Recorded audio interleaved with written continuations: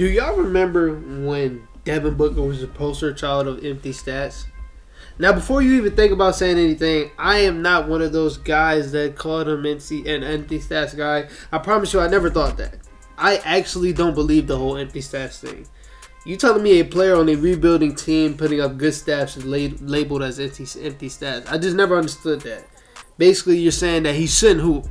Even if he's on a trash team, just don't go hoop. Because if you're going to hoop, we're going to call you empty stats guy. I never understood that. But no one really realizes what D-Book had to go through his first few years before they got him Chris Paul. In his first few years, he's had 5 different coaches. Monty Williams is the only one that's going to stick, and Monty Williams is going to be there for a long time. But he had 5 different coaches. Also in his first few years, he was always the solidified piece in the rebuild, but they never knew how to build around this guy. They had 2 top 5 picks.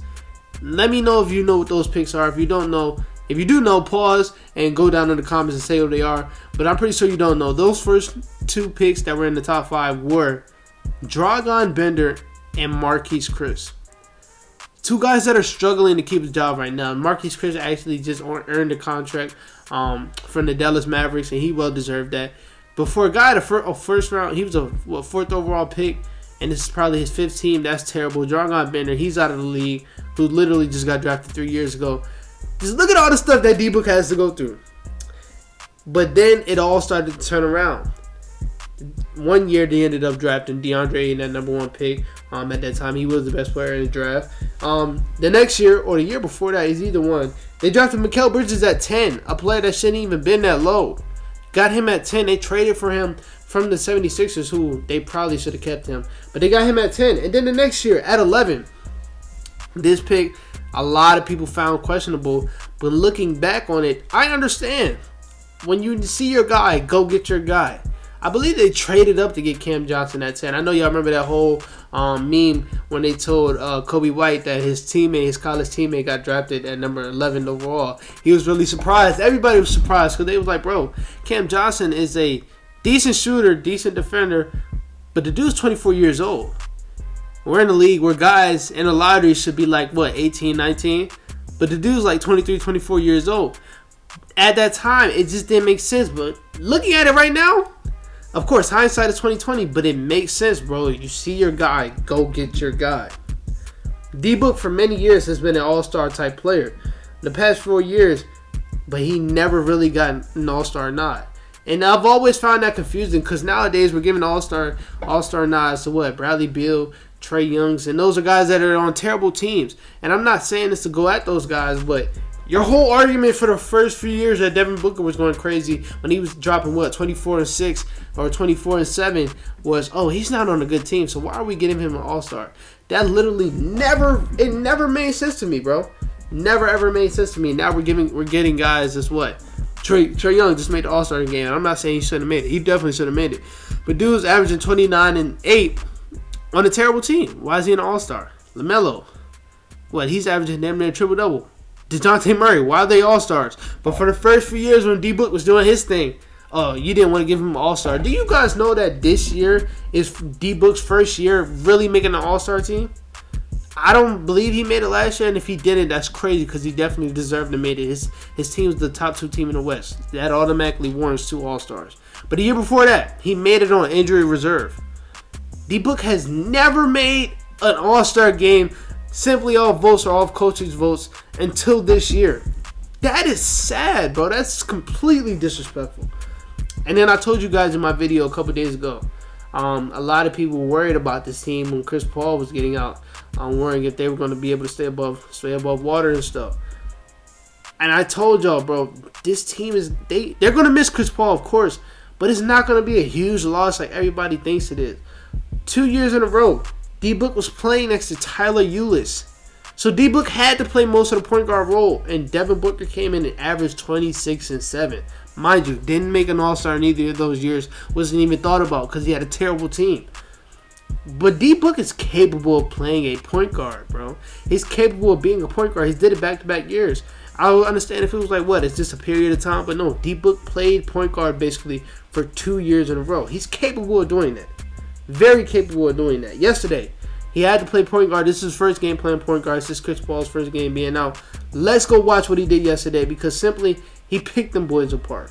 Alright, so this is kind of crazy that my last 2 breakdowns were on the Thunder. Like, the players that I'm breaking down are playing against the Thunder. But that's just how it is, bro. That's just how it is. But this game right here, D-Book had to play point guard.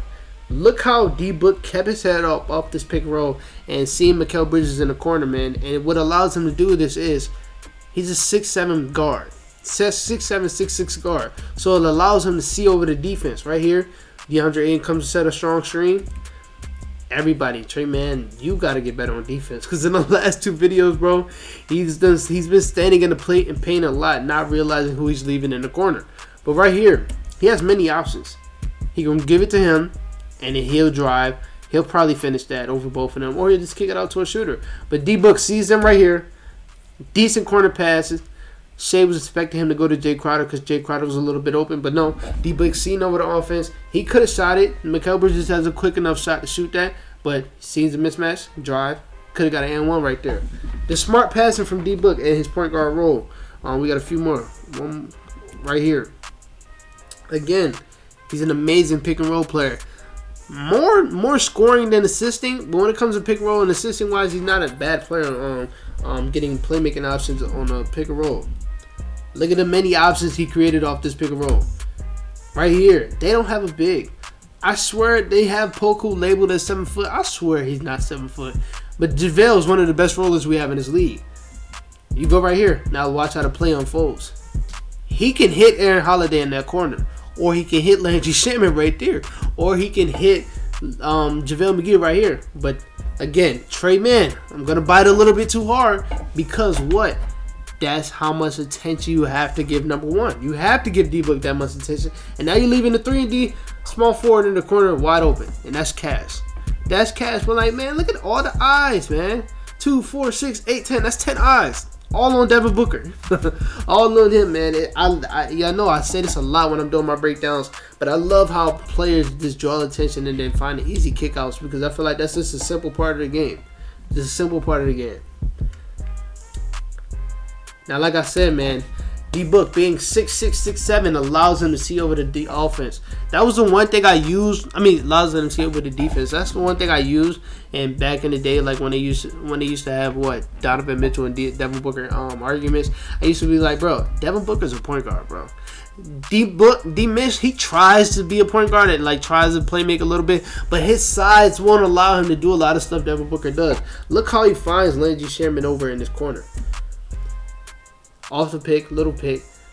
Again, he had many avenues. Could have went to him, and then they could have did a little pick and roll or something. But I don't know how you let a shooter get that wide open. Kept his head up on transition. Decent laser pass to Landry Shamet. Put it right where he needed to be. And he's going to cash that like he normally does, man. This team, they're going to miss Chris Paul. Obviously, Chris Paul is an all-star Hall of Famer. But, man, when you got a versatile player like Devin Booker, he's going to keep you afloat. Right here, we all know how gifted he is in the pick and roll. Now, this is just his scoring off the pick and roll. I told y'all this yesterday. He's not going to bite on anything because he's slow as dirt. So he's going to always stay down in the paint on the pick and roll. So D-Book is just going to rise up. One of the best, if not the best mid-range scorer we have in the game. A lot of people want to give that to DeMar off of recency bias, but let's not forget what D-Book does in the mid-range. Let's please not forget what D-Book does in the mid-range. Right here. Again, I love this Suns offense because if you just watch this play, look how all the bodies are moving. We got Cam Johnson at the top. He's coming to set another pick down there. Now he's wide open because it's so free flowing. Who knew? Everybody was suspecting D-Book to go up with the shot or alley-oop. Shea didn't even see Jay Crowder running behind him. Jay Crowder could have stood right there and had an easy layup, but no. Take this little mid-range shot, all created off the attention that's given to D-Book. Why Shea didn't see Jay Crowder? Because all eyes are on D-Book. Everybody's on D-Book. Everybody, man. That's just the attention that you have to give D-Book. That's you got to. Right here, again, the ability to see over defenses, bro. I love it. I love it, bro. Mikal, I see you. Laser. And I told y'all, Mikal got a quick sniper.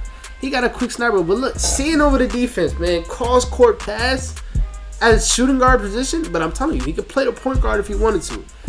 And now that they actually have a team around D-Book, look what he's doing. This team is the #1 team in the league.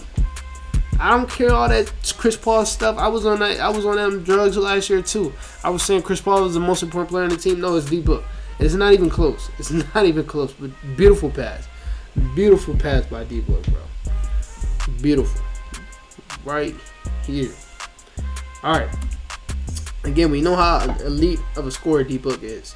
Look how all the defenders bited on his fake. Everybody's down there. Everybody's around him. Again, he created many avenues to where he could have passed it to Landry Shaman in the corner. He could have passed it to him, then he would have kicked it out to him. But nope, pass it to you. You're going to have enough time to go in that. And you were hot this game, so I'm passing to you. Give it to the hot hand. Bucket. But again, look, everybody's around D-Book. Because he's a point guard, man. This dude is a versatile player, bro. Shout out to Pierre, Pee Wee the plug, man. He put me on D-Book a long time ago because I didn't know D-Book was this nice, bro. Another thing with D-Book's game is he's an elite finisher with both hands. On the left side, finishing with the right is crazy. Has he? That's so tough. That's so tough. Bro, I was literally at work, bro, just chilling watching D-Book highlights, bro. A 20-minute highlight clip of D-Book, bro. This kid is tough. I'm calling him a kid. D-Book is way older than me. But he's tough. He's tough. And the crazy thing is, D-Book's been in the league since he's 18. D-Book's only 26, bro. He's not even in his prime yet. I don't even think he touched his prime. Right here, again. Elite 3-level... Elite 3-level scorer, bro. That move fucked my mouth. Pull up. His shot is just so textbook.